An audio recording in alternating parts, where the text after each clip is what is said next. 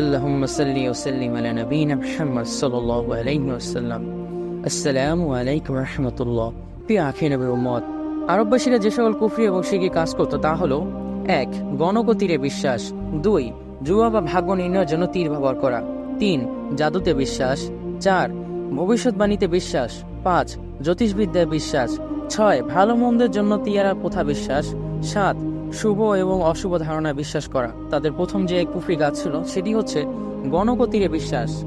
আরবে মুশরিকরা আজলাম অর্থাৎ ভবিষ্যৎ সম্পর্কে জানার জন্য তীর ব্যবহার করত। আজলাম হচ্ছে জালামনের বহুবচন এবং জালাম সেই তীরকে বলা হয় যার উপর পালক লাগানো থাকতো না। ভবিষ্যৎ সম্পর্কে জানার জন্য তারা ৩ ধরনের তীর ব্যবহার করত।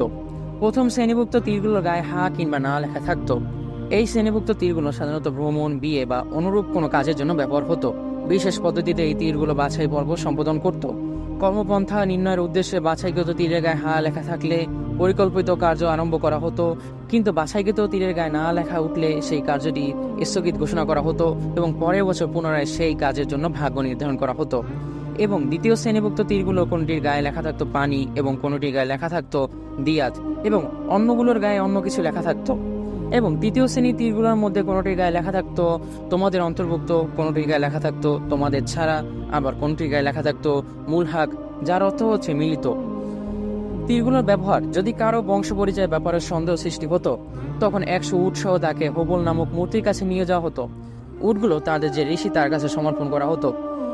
সোবায়েত সবগুলো তীর একত্রিত করে ঝাঁকুনি দিয়ে ঘোরাতে থাকতো। তখন সেগুলোর মধ্যে থেকে একটি তীর বের করে আনা হতো। তীরের গায়ে তোমাদের অন্তর্ভুক্ত লিখিত তীরটি যদি বের হতো তবে তাকে গোত্রের একজন হিসেবে স্থান দেওয়া হতো। অন্যদিকে যদি তোমাদের বাহিরের তীরটি বের হতো তখন তাকে হালিফ হিসেবে স্থান দেওয়া হতো। কিন্তু যদি মুলহাক লিখিত তীর বের হতো তাহলে তাকে পূর্বের অবস্থানই রাখা হতো, গোত্রে স্থান দেওয়া হতো না।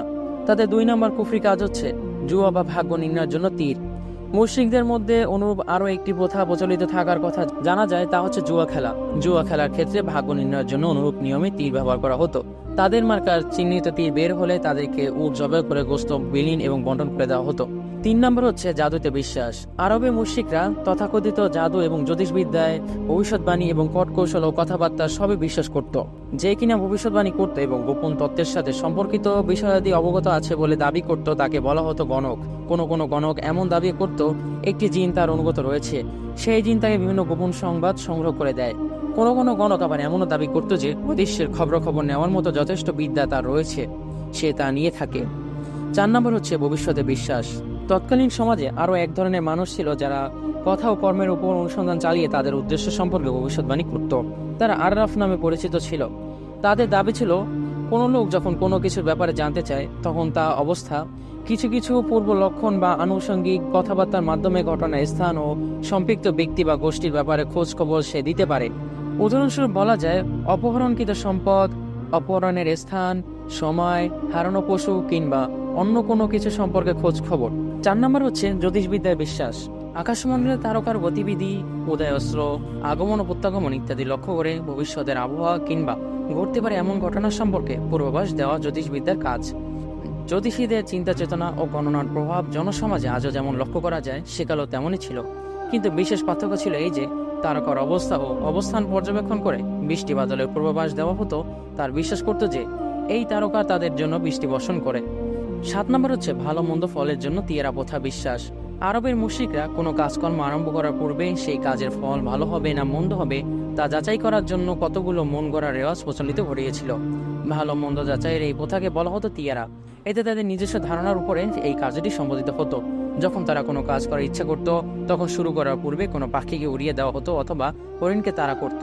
পাখি কিংবা হরিণ যদি তাদের ডান দিক দিয়ে পলায়ন করত তাহলে এটাকে শুভ লক্ষণ বলে মনে করত। তারপর দ্রুত কাজ শুরু করে দিত, কিন্তু বাম দিক থেকে পলায়ন করলে সেটাকে অশুভ লক্ষণ বলে এবং সেই কাজ থেকে নিজেদের বিরত রাখত। অনুরূপভাবে কোনো পশুকে যদি রাস্তায় আঁচড় কাটতে দেখত তাহলে সেটিকে অমঙ্গল মনে করত। 8 নম্বর হচ্ছে শুভ ও অশুভ ধারণায় বিশ্বাস। অনুরূপভাবে বসা, চলা কিংবা দাঁড়ানো বিশেষ কোনো ভঙ্গিকে অশুভ মনে করত। অশুভ কোনো কিছুর প্রভাব কাটানোর জন্য খরগোশের পায়ের গোড়ালির উপরে হাড় ঝুলিয়ে রাখা হতো। সপ্তাহের কোনো দিন অশুভ, কোনো মাস অশুভ, বা কোনো জন্তু অশুভ, বা কোনো মহিলার দর্শন অশুভ, দিনে রাতে কোনো সময় অশুভ, আবার কোনো ঘর বাড়ি অশুভ ইত্যাদি নানা কুসংস্কার তাদের মধ্যে প্রচলিত ছিল। কলেরা, বসন্ত ইত্যাদি মহামারীকে তারা অশুভ শক্তির প্রভাব বলে বিশ্বাস করত।